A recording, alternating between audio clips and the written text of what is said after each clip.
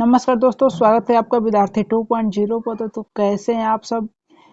बहुत दिनों के बाद इस वीडियो में हम लोग मिल रहे हैं, तो आप लोग अपना क्या हालचाल कमेंट सेक्शन में बता दीजिए। तो इस वीडियो में हम लोग प्रॉपरली बिहार एसएससी का हम लोग इसमें किस प्रकार जीके जीएस को हम लोग कवर करें, इस पर आज हम लोग विचार करने वाले हैं। और देखने पहले जीके जीएस को तैयार करने के लिए सबसे पहले हम लोग का मेन मुद्दा आता है इस पर। सभी लोग हम लोग के पास स्पीडी यानी रेलवे भारतीय बोर्ड परीक्षा हेतु सभी लोगों के पास हम लोग के पास बुक है, लेकिन इसमें से ही जीके जीएस पूछता है, इससे बाहर तो आता ही नहीं।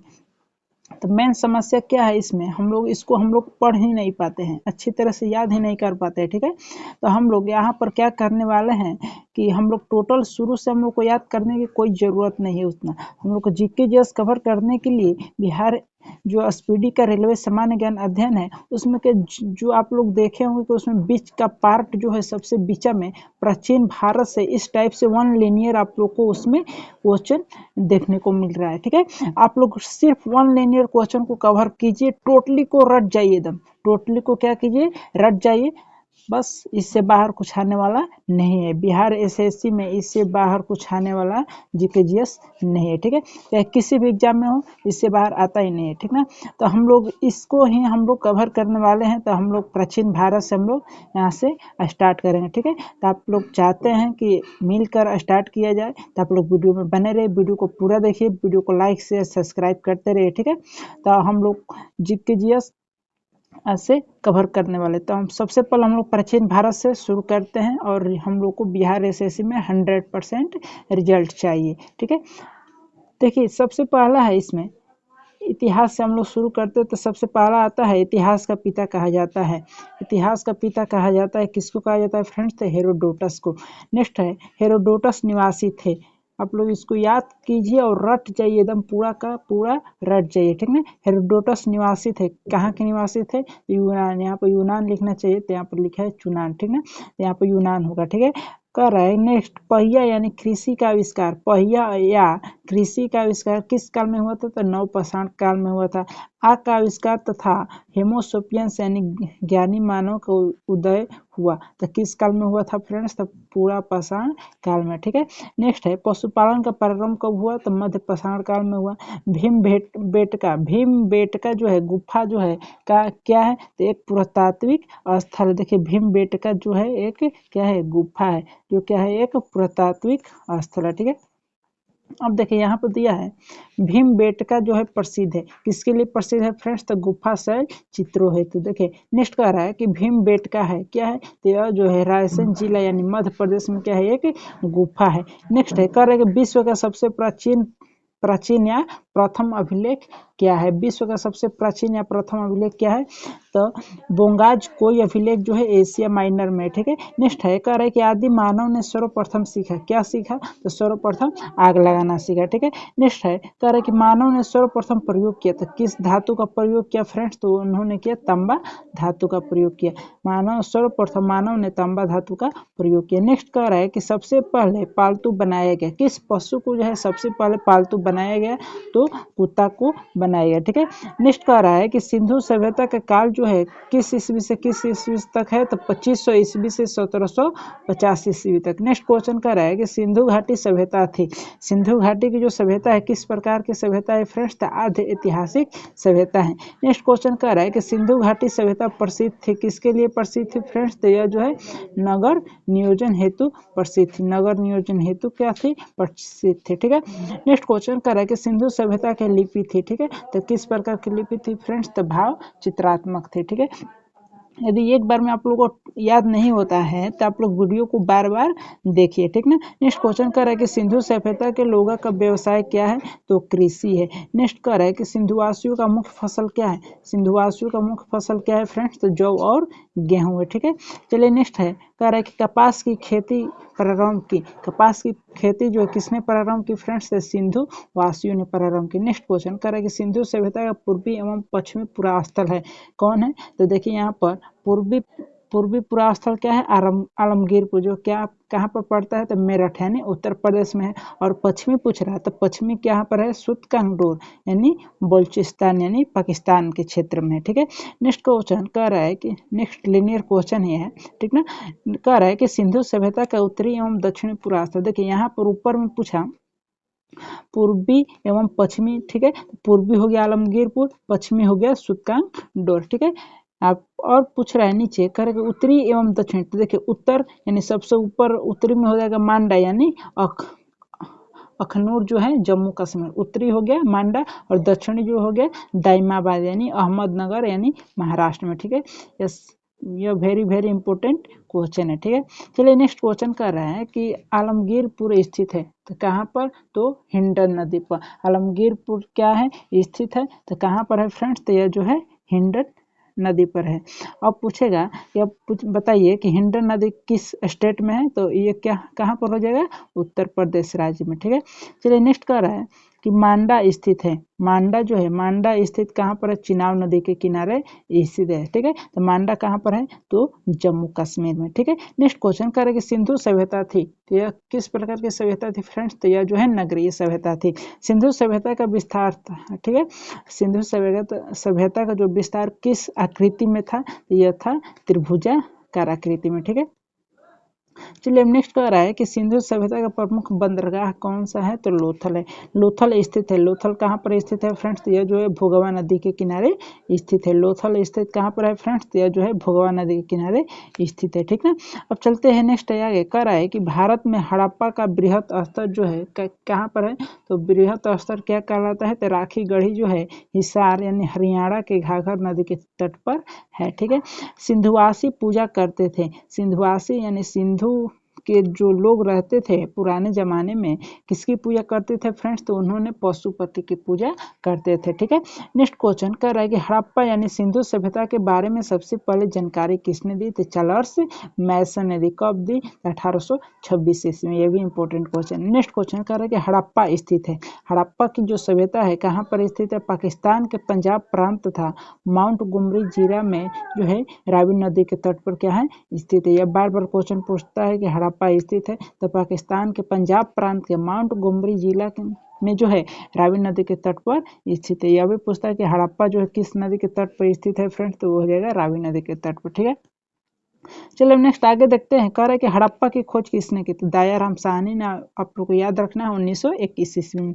हड़प्पा की सभ्यता किस प्रकार की थी, यह जो है कांस्य युगीन सभ्यता। हड़प्पाई समाज था, हड़प्पाई जो है वो किस प्रकार के समाज था फ्रेंड्स, तो वो था मृत शतात्मक।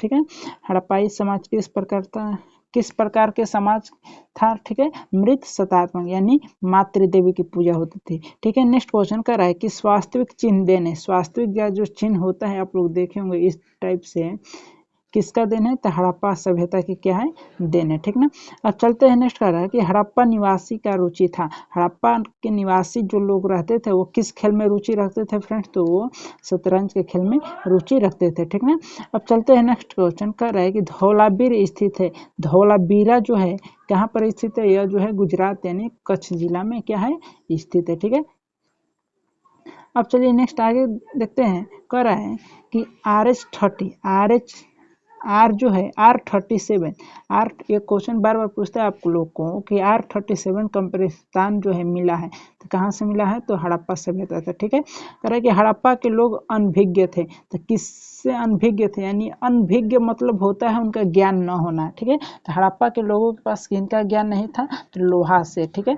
अब चलिए नेक्स्ट आगे। कह रहा है कि हड़प्पा में मिट्टी के बर्तन में प्रयुक्त रंग कौन सा होता था, तो लाल यानी धूसर लाल रंग का होता था। ठीक है, मोहनजोदड़ो एवं हड़प्पा की पुरातात्विक खुदाई के जो है प्रभारी कौन से फ्रेंड्स, तो वो थे सर जॉन मार्शल थे। ठीक है, नेक्स्ट क्वेश्चन करें कि मिस्र के राजा कहलाते थे, मिस्र के राजाओं को क्या कहा जाता था पहले, तो pharaoh is the ruler of ancient, English में इसको कहा जाता है pharaoh is the ruler of ancient. ठीक है, मिस्र के राजा कहलाते थे? फराव, ठीक है। चलिए अब नेक्स्ट आगे कह रहा है कि चावल के साक्ष्य जो है कहाँ से मिले थे? तो लोथल एवं रंगपुर से मिले थे, ठीक ना। नेक्स्ट क्वेश्चन कह रहा है कि जूते हुए खेत के साक्ष्य कहाँ से मिले थे? तो कालीबंगा, जूते हुए खेत यानी कालीबंगा। देखिए जूते हुए खेत यानी जूता जो है काला होता है, तो कालीबंगा, इसको याद रखिए, ठीक ना। अब है चावल के साक्ष्य, चावल तो लोथल एवं रंगपुर, यानी चावल को हम लोग क्या कर सकते हैं? तो रंग सकते हैं अलग अलग वैरायटी से, ठीक है। तो चावल के साक्ष्य कहाँ से मिले थे? तो रंगपुर से। और जूता क्या होता है? काला, यानी कालीबंगा था। फिर आगे कह रहा है कि कालीबंगा का अर्थ है, कह रहा है ना कालीबंगा यानी काले रंग की चूड़िया, ठीक है। कालीबंगा यानी काली मतलब काला, बंगा मतलब चूड़िया होता है, ठीक है। कालीबंगा का अर्थ क्या है? काले रंग की चूड़िया, ठीक है। अब चलते हैं नेक्स्ट, आगे देखते हैं। आज टोटली 1 पेज का खत्म करेंगे हम लोग, ठीक है। तो आप लोग वीडियो में बने रहे, वीडियो को लाइक करिए, चैनल को सब्सक्राइब और ज़्यादा से ज़्यादा शेयर कीजिए, ठीक है, और सपोर्ट कीजिए। देखिए नेक्स्ट कह रहा है कि अग्निकुंड प्राप्त हुए। अग्निकुंड जो है कहाँ से प्राप्त हुए? तो लोथल एवं कालीबंगा से, ठीक है। कह रहा है कि घोड़ों के हड्डी का अवशेष सुरकोटदा से प्राप्त हुआ है। सिंधु सभ्यता की सबसे बड़ी इमारत कौन सी थी? तो वो थी मोहनजोदड़ो की कब मोहनजोदड़ो की जो खुदाई हुई थी कब हुई थी? 1922 ईस्वी। हड़प्पा की खुदाई 1921 में, मोहनजोदड़ो की खुदाई 1922 ईस्वी। यानी मोहनजोदड़ो से जो प्राप्त अनागार था ना, वो क्या था? सिंधु सभ्यता की सबसे बड़ी इमारत था, ठीक है।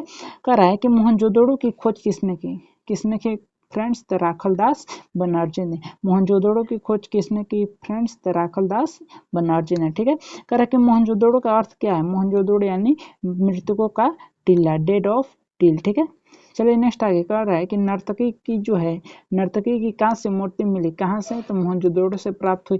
मोहनजोदड़ो है क्या है? तो पाकिस्तान के सिंध प्रांत की जो है लारकाना जिला में सिंधु नदी के तट पर क्या है? स्थित है। क्या? तो मोहनजोदड़ो, ठीक है। कह रहा है कि मोहनजोदड़ो से प्राप्त स्मारक कौन सा है? तो बृहद स्नानागार। मेसोपोटामिया यानी आधुनिक नाम जो है इराक का अर्थ है क्या है? मेसोपोटामिया का अर्थ क्या है फ्रेंड्स? तो 2 नदियों के बीच की भूमि है, ठीक है।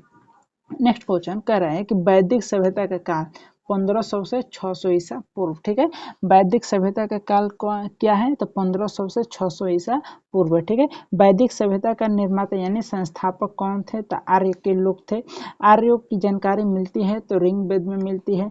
ऋग काल में जो है आजीवन अविवाहित करने वाली महिलाओं को क्या कहा जाता है? तो अमाजु कहा जाता है, ठीक है। नेक्स्ट आगे कह रहा है कि आर्य जो है भारत आए थे किस इसमें? तो 1500 ईसा पूर्व पहले ही आए थे, ठीक है। आर्य पहले बसे थे, कहाँ पर बसे थे फ्रेंड्स? तो पंजाब एवं अफगानिस्तान के क्षेत्र में। आर्यों का मूल निवास स्थान क्या है? तो वह मध्य एशिया माइनर एशिया से वो लोग क्या किए थे? पलायन करके यहाँ पर आए थे, ठीक है। आर्यों का मुख्य व्यवसाय क्या था फ्रेंड्स? तो पशुपालन व कृषि था। आर्यों की भाषा क्या थी? भाषा या पेय पदार्थ। भाषा जो है संस्कृत भाषा बोलते थे, और पेय पदार्थ क्या था? सोमरस, ठीक है, सोमरस। चलिए नेक्स्ट आगे कह रहा है कि आर्यों का जो प्रिय पशु या देवता थे, तो प्रिय पशु घोड़ा था, और देवता कौन थे? तो इंद्र थे। आर्यों का समाज था, ठीक है, पितृ प्रधान। आर्यों का समाज किस प्रकार का समाज था फ्रेंड्स? तो ये था पितृ प्रधान, ठीक है। वहीं पूछता है कि सिंधु सभ्यता के लोग किसकी पूजा करते थे? तो मातृ देवी की, ठीक है। कह रहा है कि अब वेद व वेदांगों की संख्या, वेद की संख्या 4, वेदांग की संख्या 6 यानी 6 हो गया, ठीक है। सबसे प्राचीन वेद कौन सा है? ऋग वेद, यानी सुक्त की संख्या कितनी है उसमें? 1028, ठीक है। सुक्त यानी ऋचाएं, ठीक ना, यानी मंत्र, ठीक है। नेक्स्ट क्वेश्चन कर रहा है कि ऋग वेद के संकलनकर्ता कौन है? कृष्ण द्वैपायन वेद व्यास। ऋग वेद के संकलनकर्ता कौन है? तो कृष्ण द्वैपायन वेद व्यास है। नेक्स्ट क्वेश्चन कह रहा है कि ऋग वेद ऋचाओं को पढ़ने वाले ऋषि क्या कहलाते थे? तो होत्री, ठीक है। ऋग वेद में सर्वाधिक बार वर्णित नदी सिंधु नदी है। ऋग वेद में सर्वाधिक पवित्र नदी पूछेगा तो सरस्वती नदी, और सबसे वर्णित नदी वो जो है सिंधु नदी, ठीक है। अब कह रहा है कि ऋग वेद में गंगा या यमुना का उल्लेख है। तो ऋग वेद में गंगा नदी का उल्लेख 1 बार है, और यमुना नदी का उल्लेख जो है 3 बार है, ठीक है। नेक्स्ट क्वेश्चन कह रहा है कि ऋग वेद में वर्णित प्रमुख देवता कौन सा है? यानी इंद्र है। इंद्र को पुरंदर भी कहा जाता है, ठीक है। क्वेश्चन पूछता है कि पुरंदर किसका नाम है? तो इंद्र देवता का, ठीक है। नेक्स्ट क्वेश्चन कह रहा है कि गायत्री मंत्र है। गायत्री मंत्र क्या है? ऋग वेद के तीसरे मंडल में जो है, मंडल के जो ऋचा है उनको क्या नाम दिया गया है? गायत्री मंत्र। अब कह रहा है कि गायत्री मंत्र के रचनाकार कौन है? विश्वामित्र। विश्वामित्र गायत्री मंत्र के रचनाकार कौन है? तो विश्वामित्र। ठीक है। नेक्स्ट कह रहा है कि गायत्री मंत्र जो है समर्पित है तो सूर्य देवता सावित्री को। अब कह रहा है कि दशराग युद्ध यानी 10 राजाओं का युद्ध का उल्लेख मिलता है। दशराग युद्ध जो है ऋग्वेद के 7वें मंडल में क्या मिलता है? इनका उल्लेख मिलता है। ठीक है। चलिए नेक्स्ट आगे है, कह रहा है कि दशराग युद्ध लड़ा गया। किनके बीच लड़ा गया फ्रेंड्स? यानी पुरुषण यानी रावी नदी के तट पर लड़ा गया था यह युद्ध। किनके बीच? तो सुदास एवं दास जनों के बीच लड़ा गया था। ठीक है। फिर आगे कह रहा है कि 8वें मंडल की ऋचाएं कहलाती हैं तो खिल कहलाती हैं। सोम देवता का समर्पित मंडल कौन सा है? तो 9वां मंडल जो है सोम देवता को समर्पित किया गया है। यानी ऋग्वेद में सबसे बाद निर्मित मंडल जो है 10वां मंडल है। ऋग्वेद में मूल लिपि कौन सी है? तो ब्राह्मी लिपि है, ब्राही लिपि। ठीक है। ऋग्वेद की मूल लिपि कौन सी है? तो ब्राही लिपि। ठीक है।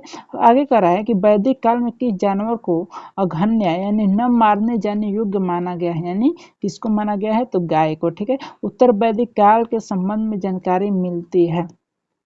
उत्तर वैदिक काल के संबंध में जानकारी मिली। ठीक है, मिलती है। तो साम वेद में मिला, यजुर्वेद वेद में और अथर्व वेद में। जैसे कि आप जानते हैं कि वेद 4 है, ऋग वेद, साम वेद, यजुर्वेद और अथर्व वेद। ठीक है। कह रहा है आगे कि गोत्र शब्द की उत्पत्ति जो है उत्तर वैदिक काल में हुई। ठीक है। उत्तर वैदिक काल के जो है प्रमुख देवता कौन है? तो प्रजापति। ठीक है। चलिए आगे है, कह रहे कि उत्तर वैदिक कालीन समाज जो है 4 वर्णों में विभक्त है। ठीक है। तो कौन कौन से वर्ण में विभक्त है फ्रेंड्स? तो वो हो गया ब्राह्मण, क्षत्रिय, वैश्य और शूद्र। ठीक है। चलिए अब नेक्स्ट आगे देखते हैं। अब नेक्स्ट आगे यहाँ से कह रहा है, आप लोग वीडियो कैसा लग रहा है आप लोग को कमेंट सेक्शन में आप लोग जरूर बताइए। कह रहे कि गद एवं पद वाला वेद है तो यजुर्वेद। यज्ञ संबंधी विधि विधान है किसमें? तो यजुर्वेद में। तंत्र मंत्र संग्रहित वेद अथर्ववेद। देखिए आप लोग को याद रखना है, पूछता है क्वेश्चन में गद एवं पद वाला वेद यजुर्वेद, यज्ञ संबंधी यजुर्वेद, यज्ञ से यज्ञ, यज्ञ यजुर्वेद। ठीक है। गद एवं पद यानी दोनों आ गया तो यजुर्वेद। तंत्र मंत्र अथर्ववेद यानी तंत्र मंत्र का जो है अर्थ निकाला जाता है तो वो हो जाएगा अथर्ववेद। ठीक है।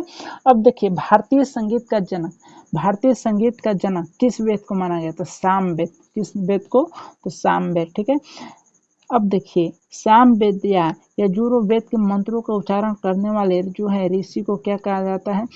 देखिए सामवेद को उच्चारण करता है तो करेगा तो उस ऋषि को कहा जाएगा उद्गाता और यजुर्वेद को अधार्यु। ठीक है।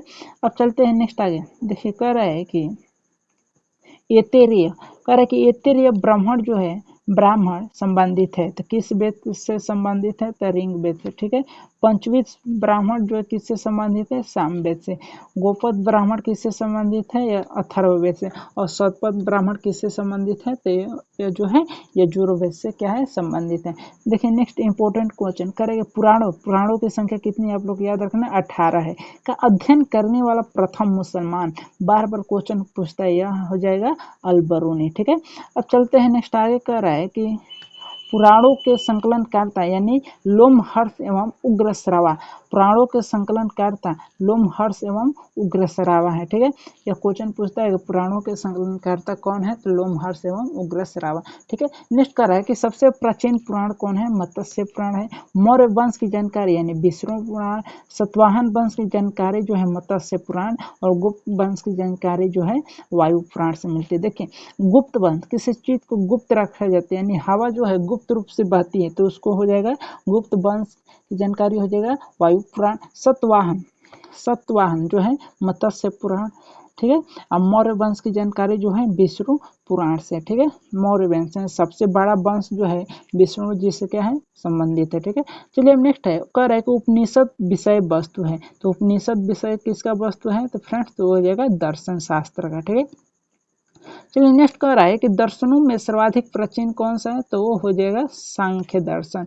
अब कह रहा है कि न्याय या सांख्य दर्शन के प्रवर्तक, तो न्याय दर्शन का हो जाएगा गौतम और सांख्य दर्शन का हो जाएगा कपिल। ठीक है। या मीमांसा दर्शन के प्रवर्तक। तो योग हो जाएगा पतंजलि और मीमांसा का क्या हो जाएगा फ्रेंड्स, जैमिनी हो जाएगा, ठीक ना। फिर आगे करा है कि ब्राह्मण ग्रंथ जो है संबंधित है। ब्राह्मण का जो ग्रंथ होता है जो किससे संबंधित है, तो ब्राह्मण लोग क्या करते हैं, कर्मकांड पूजा करते हैं, ठीक है।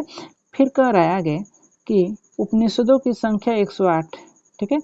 उपनिषदों की संख्या कितनी है, 108, जो प्रमाणिक कितना किया गया है, 13 को, ठीक है। सत्यमेव जयते लिखा गया है, देखिए पूछता है सत्यमेव जयते जो है किस उपनिषद से लिया गया है, तो मुंडकोपनिषद से, ठीक है। नेक्स्ट कह रहा है कि तमसो माँ ज्योतिर्गम्य तथा ओम जो है लिया गया है, तो यह जो है बृहदारण्यक उपनिषद से लिया गया, ठीक है। चलिए नेक्स्ट कह रहा है कि भारत की प्रथम कानून की पुस्तक जो है मनुस्मृति है। स्मृति ग्रंथों में सबसे प्राचीन है, कौन है, तो मनुस्मृति, ठीक है। प्राचीन हिंदू विधि यानी मनुस्मृति के लेखक कौन है, तो मनु ही है, ठीक है। ये तीनों क्वेश्चन आपस में क्या है, रिलेट है, ठीक है। आगे कह रहा है कि भारत का प्रथम महाकाव्य तो रामायण, रामायण के रचयिता कौन है, तो आप लोग जानते हैं महर्षि वाल्मीकि जी है। भारत का सबसे बड़ा महाकाव्य कौन सा है, महाभारत है, और महाभारत के रचयिता है महर्षि वेदव्यास, ठीक है। और पूछता है क्वेश्चन कि महाभारत का अन्य नाम क्या है, तो जय संहिता है। चलिए हम नेक्स्ट आगे और क्वेश्चन पूछता है महाभारत से रिलेटेड है, कह रहा है कि महाभारत का जो फारसी अनुवाद यानी रजनम्मा नाम से किया था, ठीक है। किसने किया था, तो बदायूनी ने किया था, कब, तो 16वीं सदी में, ठीक है। रामायण का फारसी में अनुवाद किसने किया, बदायूनी ने भी किया, ठीक है। महाभारत का फारसी अनुवाद रजनम्मा नाम से किया गया, किसने, तो बदायूनी ने, और रामायण का फारसी अनुवाद बदायूनी ने ही किया, ठीक है। 4 वेदों का सम्मिलित रूप है, तो 4 वेदों के सम्मिलित रूप को हम लोग संहिता कहते हैं, ठीक है। बुद्ध जन्मे थे, बुद्ध का जन्म कहाँ हुआ था, तो लुम्बिनी में, किस ईस्वी में, 563 ईस्वी पूर्व, ठीक है। अब चलिए नेक्स्ट कह रहा है कि बुद्ध के जन्म का प्रतीक क्या है, कमल एवं साठ, ठीक है। बुद्ध की मृत्यु कहाँ हुई, कुशीनगर में, किस ईस्वी में, तो 483 ईस्वी में, ठीक है। फिर कह रहा है कि कुशीनगर थी, यानी कुशीनगर क्या थी, तो मल गणराज्य के जो है राजधानी थी। पहले जो है बड़े बड़े राज्य हुआ करते थे जिनको हम लोग गणराज्य बोला करते थे, ठीक है। अब कई स्टेट में विभाजित हो गया। कह रहा है कि बुद्ध की जो है मृत्यु की घटना क्या कहलाता है, तो महापरिनिर्वाण कहलाता है। आप लोग देखे होंगे कोई जो लोग बुद्ध को मानने वाले होते हैं उनके घर किसकी मृत्यु होती है तो वो लिखाते हैं महापरिनिर्वाण हो गया, ठीक है। वहाँ पर निधन नहीं लिखाता है, ठीक है। आई होप आप लोग समझ रहे होंगे, ठीक है। नेक्स्ट क्वेश्चन कह रहा है कि बुद्ध के पिता कौन थे, तो सुयोधन किस कुल के रहने वाले थे, तो शाक्य के। यह भी पूछता है किस कुल के रहने वाले थे, शाक्य कुल से। पिता का क्या नाम था, सुयोधन था, ठीक है। कह रहा है कि बुद्ध की माता का क्या नाम था, माया देवी, ठीक है। यह पूछता है किस वंश के थे, तो कोलिय वंश, ठीक है। महामाया देवी कोलिय वंश और सुयोधन से हो गया शाक्य कुल, ठीक है। नेक्स्ट आगे कह रहा है कि बुद्ध का अन्य नाम था, ठीक है। कह रहा है कि बुद्ध का अन्य नाम क्या था फ्रेंड्स, तो बुद्ध का अन्य नाम क्या था, सिद्धार्थ या तथागत, ठीक है। नेक्स्ट क्वेश्चन कह रहा है कि बुद्ध के प्रथम गुरु कौन थे, तो अलार कलाम।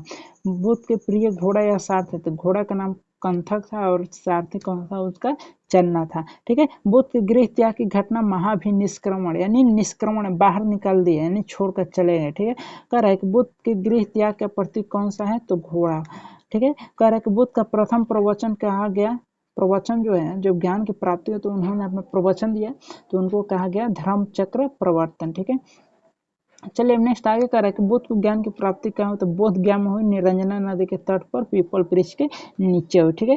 बुद्ध ने अपना प्रथम उपदेश कहाँ पर दिया, तो सारनाथ में, ठीक है। आई होप आप लोग समझ चुके होंगे कि इस क्वेश्चन में कितना आप लोग को आ रहा था, कितना याद हुआ, आप लोग कमेंट सेक्शन में जरूर बताइए। फिर मिलेंगे नेक्स्ट इसी पार्ट के सीरीज में, ठीक है। जब तक हम लोग इस तरह के 1 लिनियर सारे के सारे क्वेश्चन को खत्म न कर दे और बिहार एसएससी में 100% रिजल्ट का आना है, ठीक है।